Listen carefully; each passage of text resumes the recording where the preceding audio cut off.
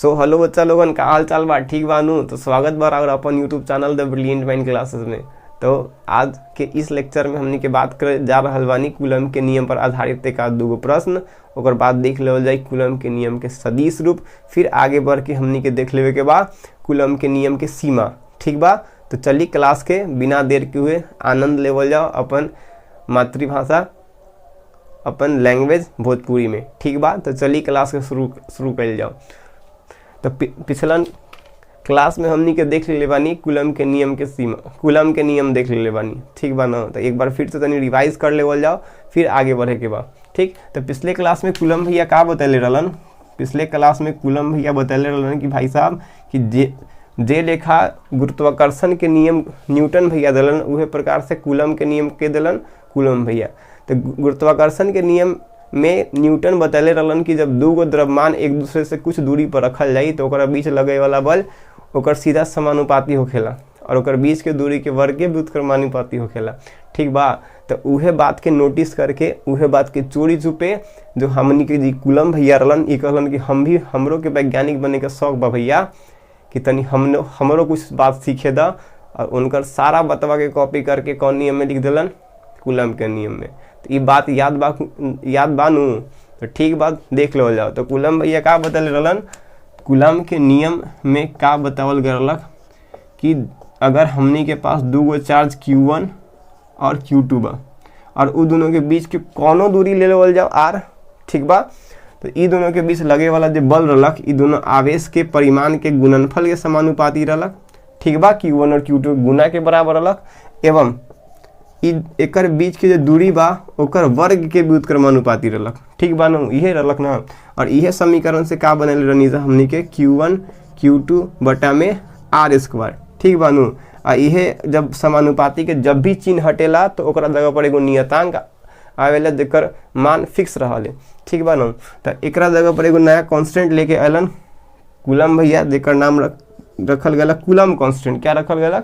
Coulomb constant, जेकरा या तो के से सूचित करल जाओ चाहे ए से। एकरा बारे में कोई मतलब फिक्से नहीं कि के से सूचित करे के बा।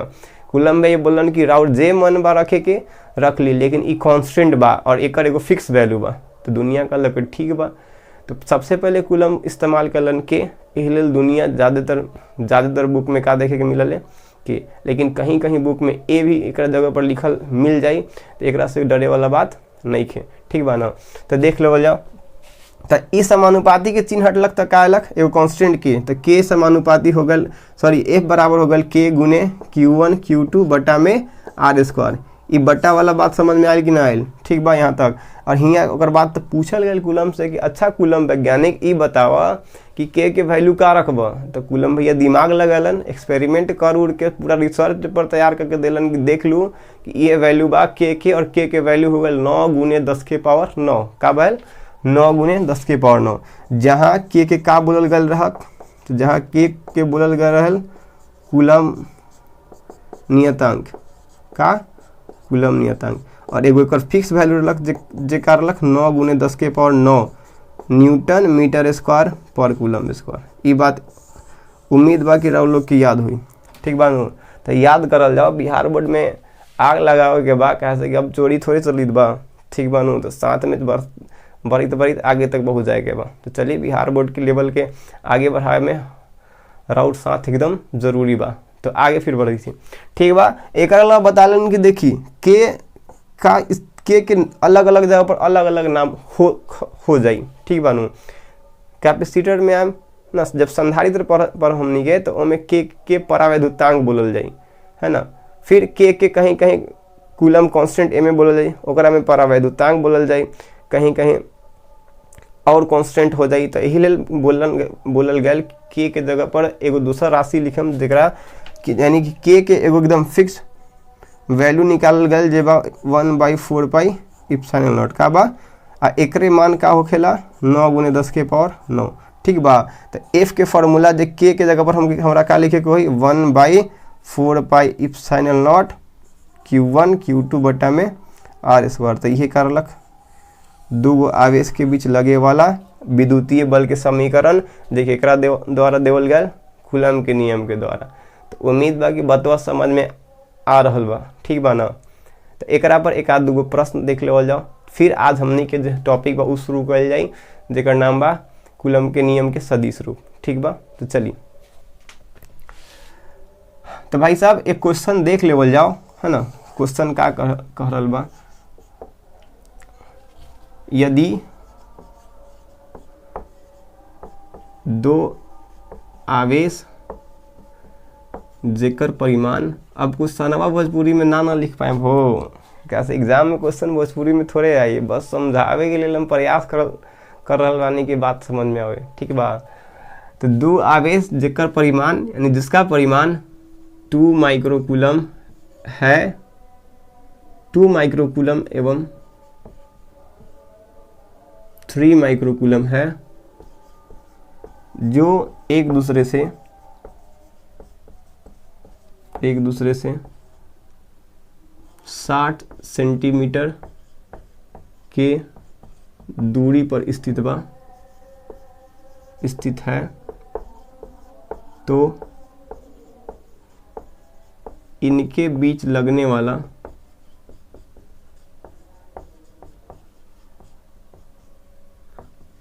विद्युतीय बल ज्ञात करें।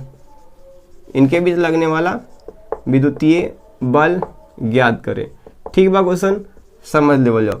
जब भी न्यूमेरिकल बनावे के पड़े तो सबसे पहले न्यूमेरिकल हमेशा सॉल्यूशन से लिख के लास्ट में जो ओकरा आंसर लिखे के बा।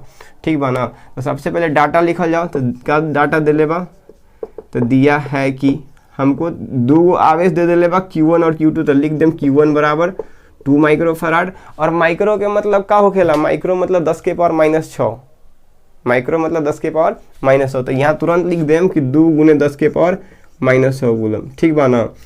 Q2 कितना दे ले बा, 3 माइक्रोकूलम, यानी 3 गुने 10 के पावर -6 कूलम।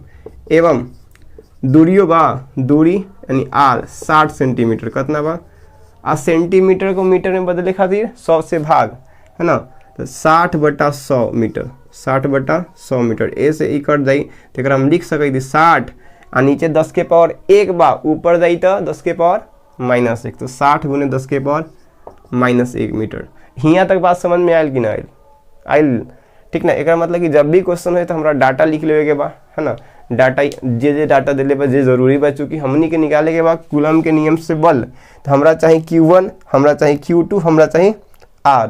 तो Q1 मिल गल, Q2 मिल गल, दूरी मिलिए गल R, तो हम फॉर्मूला पर लगा देम। और 1/4 पाई एप्सिलॉन नॉट के तो मान पते बा। ठीक बा ना। तो ओकर बाद लिखम, हम जानते हैं कि, भोजपुरी में ना लिख दिए मर्दे, गड़बड़ा जाई न, तो है ना, हमनी के जाननी की ना। ठीक बा, तो हम जानते हैं कि F बराबर क्या होता है, अरे का होखेला बोला जाओ, Q1 Q2 बटा में R²। ठीक बा ना। अब देखो एक मान पता बा का बा, 9 गुने 10 के पावर 9। ठीक, अब Q1 का हो जाई, Q1 ई बा 2 गुने 10 के पावर -6, ठीक, गुने 3 गुने 10 के पावर -6, ई कितना बा 60 गुने, अच्छा एगो 0 कट गल रहलस ना। ठीक बा, तो 6 गुने 10 के पावर -1 मीटर, 10 के पावर -1। ठीक बा ना। अब देखा जाओ तो ए बराबर, अब गुना वाला के एक तरफ कर दे तो 3 दूनी 6, 6 9 54 गुने 10 के पावर -9, सॉरी +9। अब जब बेस सेम हुई तो पावर का हुई, जुड़ जाई, तो -9 सॉरी +9 -6 अब बट्टा 6 के स्क्वायर करम तो 36, अब -10 के पावर 1 के स्क्वायर करम तो -10 के पावर 2। ठीक बा, काट देवला, 9 चौके 36, 9 छक 54। ठीक बा, तो ए बराबर जाई 6/4, 10 वाला के एक तरफ कर देवल जाओ, तो 10 के पावर कितना हो जाई, -12। ठीक, अब प्लस के 6 तो -3 हो जाई, 9 3 12, और नीचे पावर माइनस में जाए, ऊपर जाई तो प्लस में हो जाई। ठीक, तो ए बराबर का हो जाई, अगर हम भाग दे हम तो एक बार में 4, फिर 2 0 0.2 गुने 10 के पावर कितना हो जाए, -1 न्यूटन, है ना।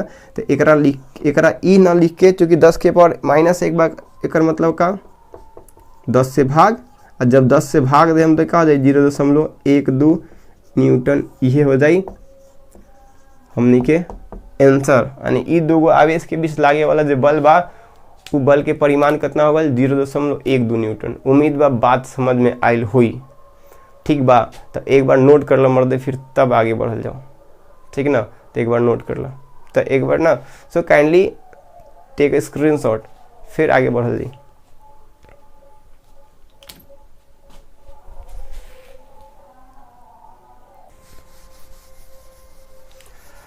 तो कूलम के नियम समझ में आ गल कि F बराबर k q1 q2 बटा में r²। ठीक, एक प्रश्न उम्मीद बा समझ में आयल हुई, ठीक बा।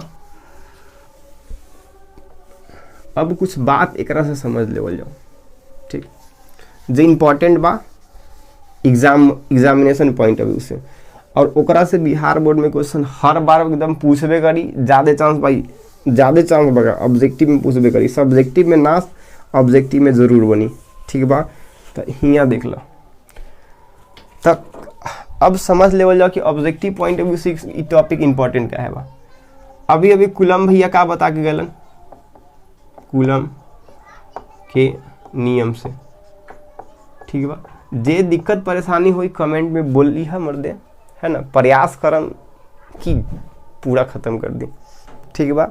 प्रयास अगर अच्छा लगे तो शेयर करे के प्रयासे करिए, और का। चलो देख लो जाओ कूलम के नियम से का हमनी के देख ले बानी जा कि F बराबर के लिख दी कि 1/4πε0, के लिखम तो के अलग अलग जगह पर अलग अलग वैल्यू हो जाए, अलग अलग नाम हो जाए, तो लिखल जाए 1/4πε0 q1 q2 बटा में r²। ये ठीक बा, बात समझ में हियाँ ई वाला आइल, दिक्कत नहीं है, ठीक। हियाँ ε0 के नाम बा मुक्त आकाश का परावैद्युतांक,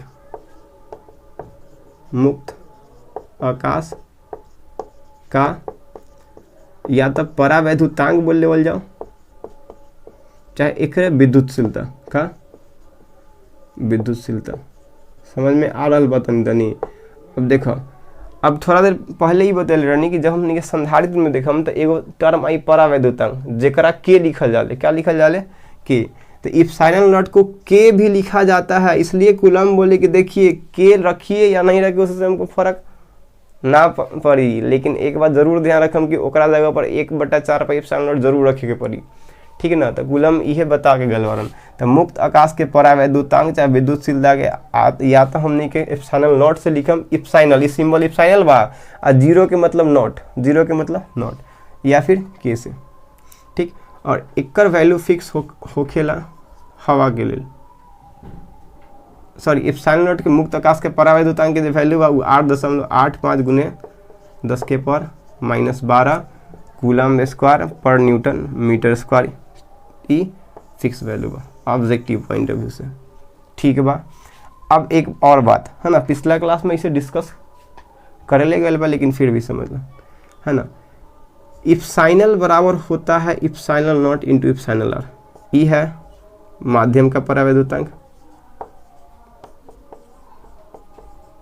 माध्यम का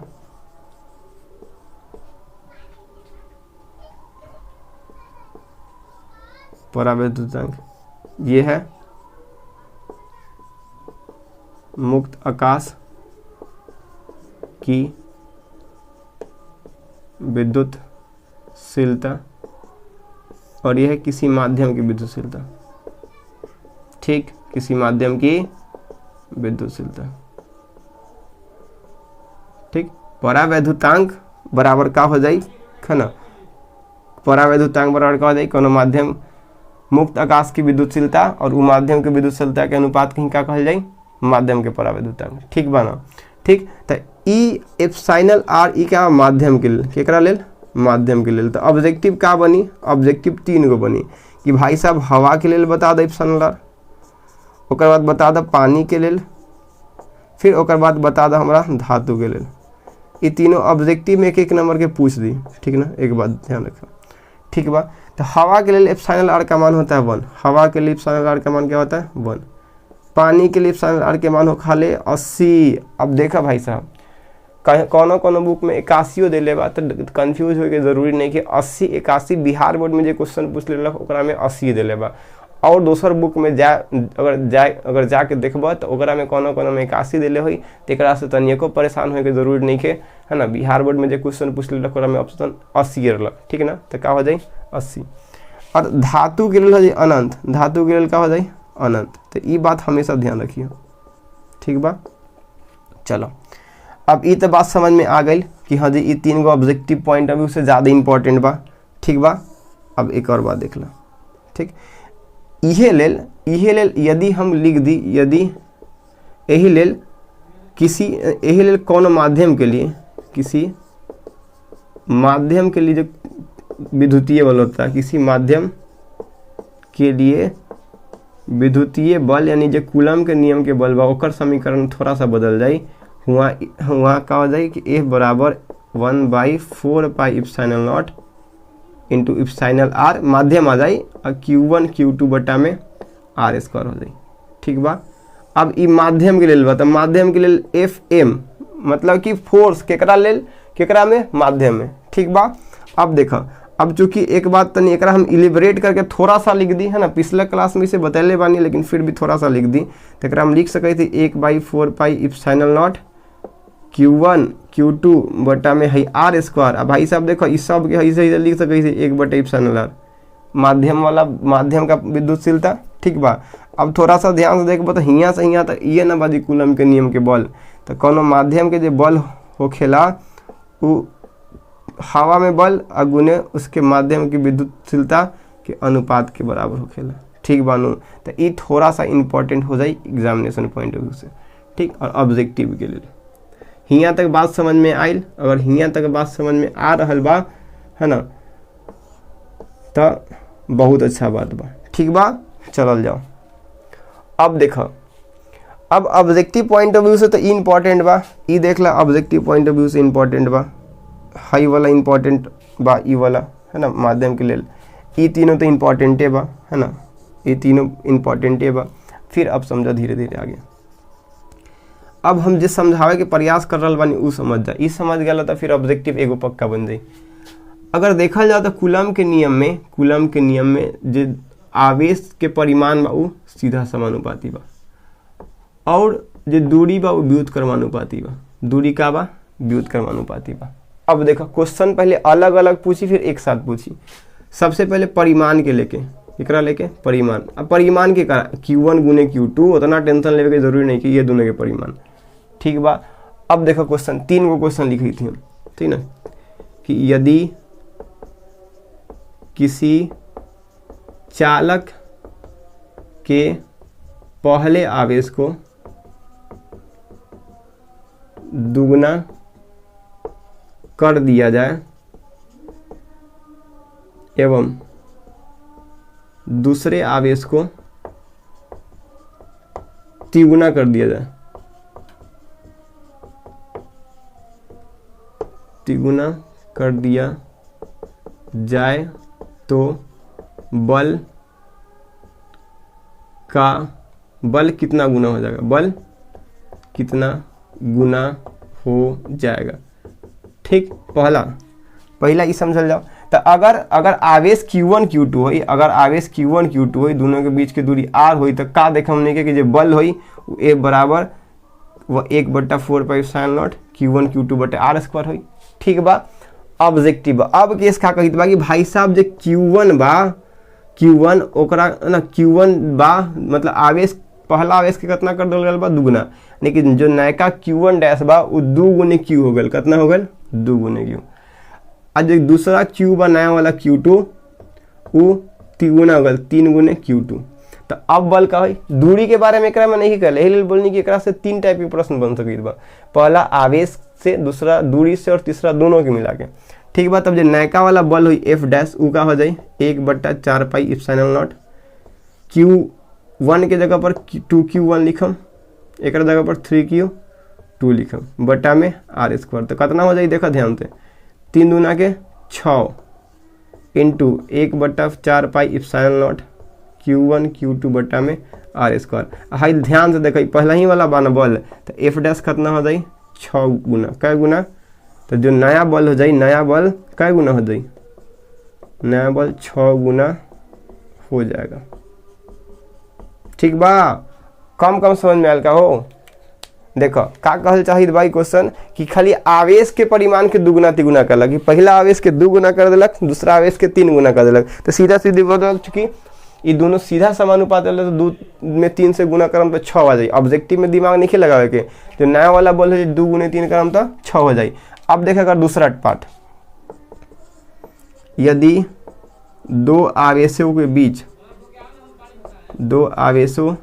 के बीच की दूरी दुगुनी कर दिया जाए, बीच की दूरी दुगुनी कर दी जाए, क्या कर दी जाए, दुगुनी कर दी जाए तो नया बल होगा।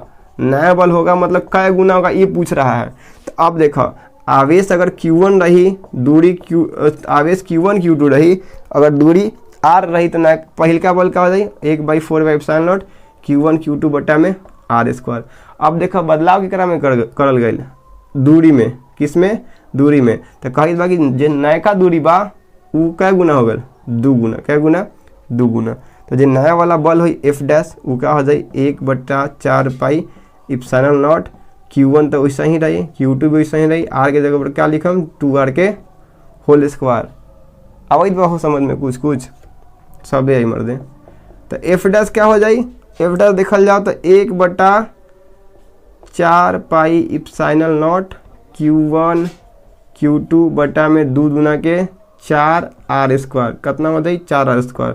अब ध्यान से देखो F डैश बराबर हमने के लिख दी कि 1/4 pi epsilon not Q1 Q2 बटा में R² और गुना में 1/4।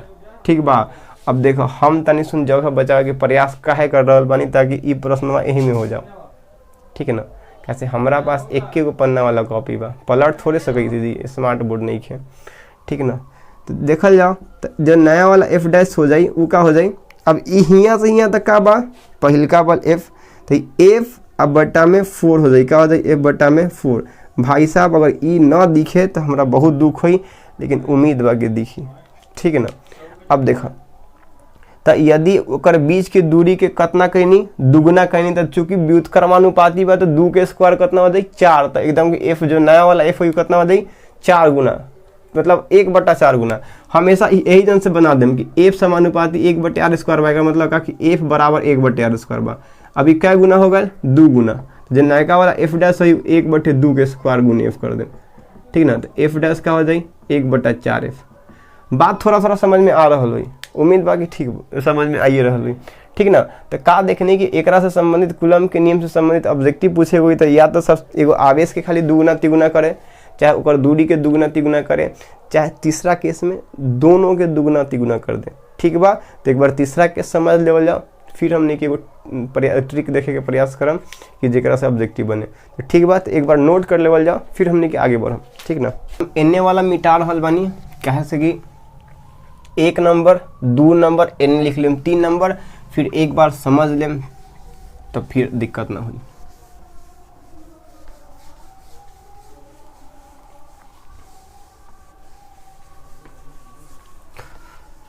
अब देखल जा कर 3 नंबर 3 नंबर में क्वेश्चन दोनों से मिला के बोली कि यदि 2 आवेशों के परिमाण को दुगना एवं उसके बीच की दूरी को आधी कर दी जाए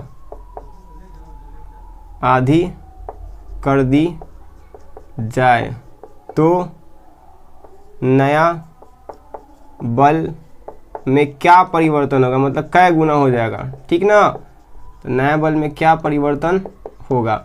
अब देखो भाई साहब, फिर हम इनिशियली क्या मानम कि आवेश Q1 रही और Q2 रही, दोनों के बीच की दूरी R रही, तो हमारा जो नयका वाला बल पहिलका बल रही 1/4 पाई एप्सिलॉन नॉट रही। ठीक, अब कहित बा कि दोनों आवेश के परिमाण के दुगुना कर लेत बा, यानी Q1 भी 2Q, मतलब Q1 डैश भी 2Q1 और Q2 डैश भी 2Q2। और कहित बा दूरी जे R डैश बा उ आधा कर दो लेत बा, यानी R बटा में 2। ठीक बा। अब देखल जाओ, अब जो बल हो जाई वो 1/4 पाई एप्सिलॉन नॉट Q1 की जगह पर क्या लिखम 2Q1, Q2 की जगह पर 2Q2 बटा में R की जगह पर R बटा 2 के स्क्वायर। यहाँ तक तो बतवा समझ में आई रहा हो, ठीक बा। तो 1/4 पाई एप्सिलॉन नॉट, 4 पाई होके चाहिए, 4 पाई का खटिया थोड़े बा।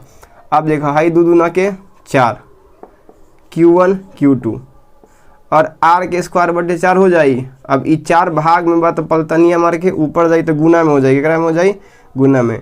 तो 4 गुने 4 लिखम तो ठीक बा। अब देखो यहाँ 1/4 pi epsilon not Q1 Q2 बटवा में बटा में R स्क्वायर हो जाई। तो यहाँ देख लो 16 1/4 पाई एप्सिलॉन नॉट है Q1 Q2 बटा में R स्क्वायर। अब गौर से देखो इसको, अरे गौर से देखो मर्दे, हियाँ से हियाँ तक का बा, हियाँ से हियाँ तक बा है ये पहिल का फोर्स, का बा पहिल का फोर्स। आई जितना निकले इस बार डैश डैश डैश मतलब नया वाला फोर्स। तो जो एफ डैश हो जाए, का हो जाए 16 गुने एफ। तो मर्दे समझ में आयल कि जब दूगो आवेश के परिमाण के दुगुना कर देवल जाओ दोनों आवेश के, और बीच के दूरी के अगर आधा कर देवल जाओ तो ओकरा बीच जो नयका बल है पहिलका बल से कै गुना हो जाए 16 गुना हो जाए। कै गुना हो जाए 16 गुना हो जाए। तो उम्मीद बा कि बतवा समझ में आ रहा बात। अगर ऑब्जेक्टिव क्वेश्चन पूछी तो ये 3 गो पैटर्न हो सके बा कूलम के नियम से, ठीक बा। तो एक बार नोट कर ला, तो फिर हमनी के आगे देख ले हम कूलम के नियम का सदिश रूप। तो एक बार नोट कर लिया जाए तो फिर आगे देख लिया जाएगा कूलम के नियम का सदिश रूप, ठीक। तो नोट किया जाए। तब अब हमनी के देखेंगे बाद कूलम के नियम के सदिश रूप। सदिश रूप यानी vector forms of Coulomb's law, ठीक। तो जल्दी जल्दी फटाफट समझ लेते हैं, ठीक ना। तो देखा जाए कि अब हमनी के देखेंगे बाद कूलम के नियम के सदिश रूप। कूलम के नियम का सदिश रूप, ठीक। Vector form of COULOMBS Coulomb's law, ठीक। अब देखा जाए कूलम के नियम के सदिश रूप कहने का मतलब कि जब आवेश Q1 और आवेश Q2 के बीच की दूरी अगर R हो, बीच की दूरी क्या हो R हो, तो कहने का मतलब है कि बल तो लगेगा, ठीक है। अगर एक जैसन आवेश रहेगा तो धक्का देह, अरे मतलब एक जैसन आवेश रही तो एकदम प्रतिकर्षण बल लगी, और ये अलग अलग गुण वाला आवेश रही तो आकर्षण बल लगी, ठीक बा। हम मानी थी कि अभी दोनों आवेश एक गुण जैसन बा, कैसन बा एक गुण वाला आवेश, तो दोनों का हुई प्रतिकर्षित हुई। तो एक बात देखा, तो Q1 भी एकरा पर बल लगाई और Q2 भी एकरा पर बल लगाई। तो अब ध्यान से समझो, एने से एने लगे वाला बल यानी हाई दिशा में लगे वाला बल के नाम का जो F लगावे तो कौन बा 1, लगाई की पर 2 पर, 1 द्वारा 2 पर लगावल गया बल के का लिखम F12, ठीक। अब देखो तब ई भी एकरा पर लगाई तो एकरा पर लगावल गया बल के का लिखम F21, का लिखम F21, ठीक बा। अब ध्यान से समझो, सदिश रूप कहे के मतलब का, सदिश रूप कहे के मतलब कि अगर बल के हम दिशा निर्धारित कर देले बानी तो हमनी के दूरियों के करे के पड़ी, केकरा दूरी के। तब ध्यान से समझो, अगर एने से एने बल लगी, एने से एने बल लगी तो हियाँ से हियाँ तक के जो दूरी हो ई दिशा वाला दूरी, ई दिशा में दूरी ओकरा लिखम कि दूरी R कहाँ से 1 से लेके 2 तक। लेकिन जब हम F12 बल के बारे में बात करम तो क्या लिखम R12, और जब हम F21 बल के बारे में बात करम तो क्या लिखम R21, ठीक बा। अच्छा आर बा तो अंग्रेज वाला होगा, ठीक। तो FR21 लिखम। अब देखो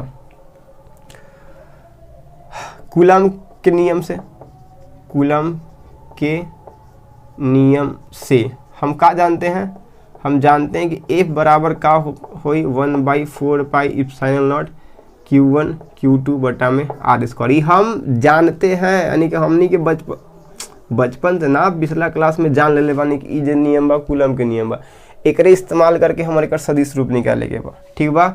अब देखो, अब Q1 के कारण केकरा पर लगावल बल Q2 पर आरोपित बल,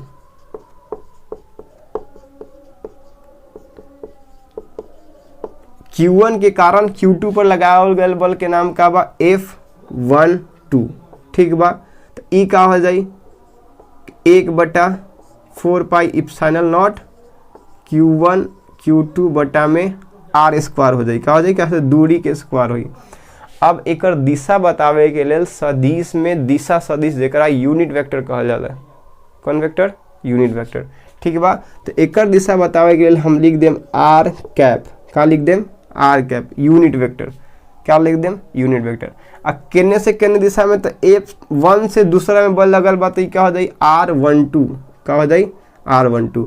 अब भाई साहब यही जन रउरा के बता दे चाहत बनी कि आर कैप मतलब कि आर के वेक्टर बटा मैग्नीट्यूड ऑफ आर वेक्टर। ठीक बा, तो आर कैप 12 का हो जाई R12 वेक्टर बटा मैग्नीट्यूड ऑफ R12। और गौर से देखो हियाँ से हियाँ तक के मैग्नीट्यूड का बा आर न बा, तो एक हम लिख देम R12 कैप बटा में आर कैप।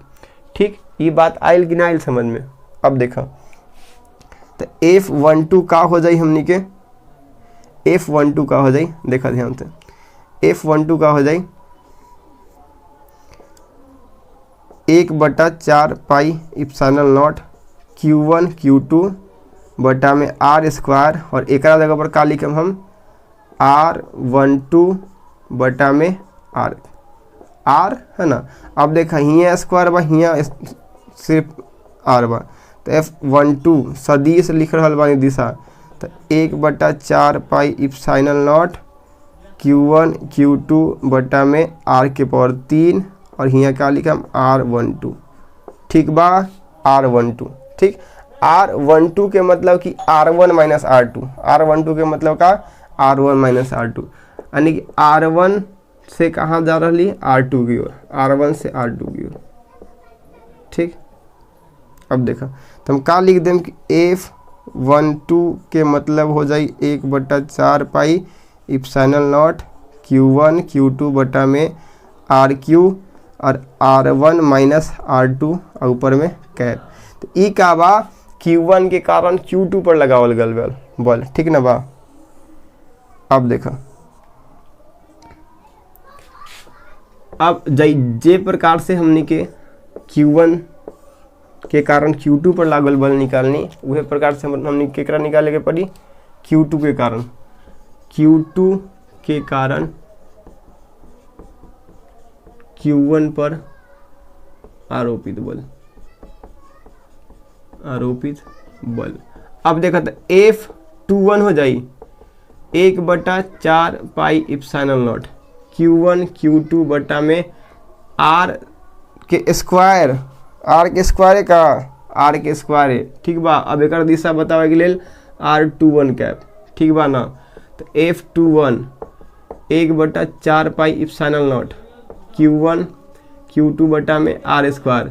और R21 के मतलब का, जैसे R12 के मतलब का भैल, R12 कैप के मतलब कि R1 माइनस R2 सदिश बटा में मैग्नीट्यूड ऑफ आर। तो वही प्रकार का लिखम R2 माइनस R1 सदिश बटा में मैग्नीट्यूड ऑफ आर।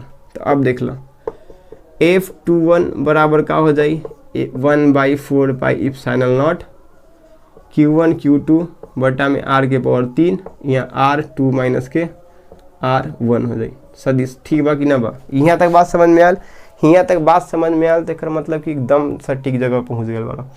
अब देखो अगर एकरा में से हमने के माइनस कॉमन ले लीजा F21 में से, तो क्या हो जाए 1/4 pi epsilon not Q1 Q2 बटा में RQ, माइनस खाली कॉमन ले जाए, माइनस के आगे लिख दी तो क्या हो जाए ये R2 जो है R1 माइनस R2 ऊपर से सदिश।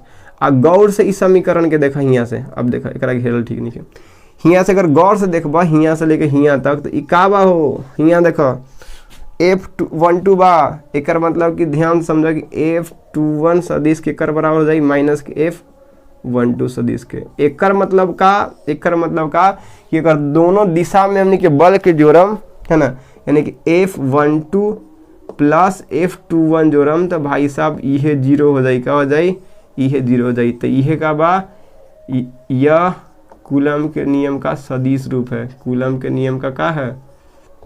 सदिश रूप। दिशा बता रहा है कि पहला बल जो है दूसरे बल के ऋणात्मक मान के बराबर बा, सदिश रूप है। आयल बात समझ में? तो उम्मीद बस कि समझ में आयल हुई। तो कूलम के नियम समझ में आ गए बा। कूलम के नियम के सदिश रूप देख ले लीजा। ओकर बाद आगे हमनी के समझ लेके बा कूलम के नियम के सीमा। तो एक बार नोट कर ला, फिर हमनी के आगे बात करम। तो अब हमनी के देखे के बाद कूलम के नियम के सीमा। काहे हो मार करवा के इनके खत्म हो गए का कूलम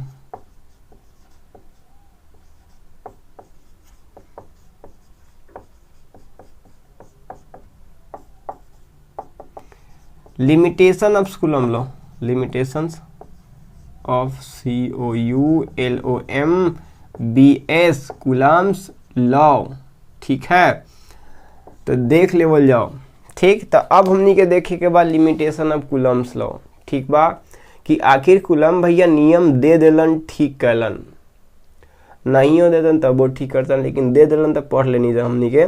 ठीक, तो आखिर ई नियम कहाँ कहाँ लागू हुई, कहाँ कहाँ लागू ना हुई। ठीक है बात, तो एक बार फिर से समझ लेवल जाओ। तो कूलम भैया के परिभाषा स्पष्ट कर दे बोले दो गो बात। सबसे पहला बात कि यह बिंदु आवेश पर लागू हुई। बिंदु आवेश मतलब कि दो, सबसे पहले एक बार परिभाषा सुना रहा बन, सुनो ध्यान से कि दो गो बिंदु आवेश पर लगने वाला आकर्षण या प्रतिकर्षण बल, भोजपुरी में बोल दी। तो दो गो बिंदु आवेश पर लागे वाला आकर्षण या प्रतिकर्षण बल दोनों आवेश के बीच के परिमाण के गुणनफल के समानुपाती हुई और दोनों के बीच के दूरी के वर्ग के व्युत्क्रमानुपाती हुई। तो एक जो पहलका लाइन बा कि दो बिंदु आवेश के बीच लगने वाला आकर्षण या विकर्षण बल, यही हमको बताता है, यह बतावे के प्रयास करी हमेशा करी कि जब भी कूलम के नियम लागी तो ऊ लागी बिंदु आवेश पर। कौन आवेश पर? बिंदु आवेश। बिंदु आवेश बतैले रहनी कि ना कि जब दो आवेश परिमाण कैसन हो जाए अगर दूरी बहुत ज़्यादा कर दे हम तो वो दोनों एक दूसरे के लिए का हो जाए बिंदु आवेश। तो देखो, तो सबसे पहले लिमिटेशन बा कि यह बिंदु आवेश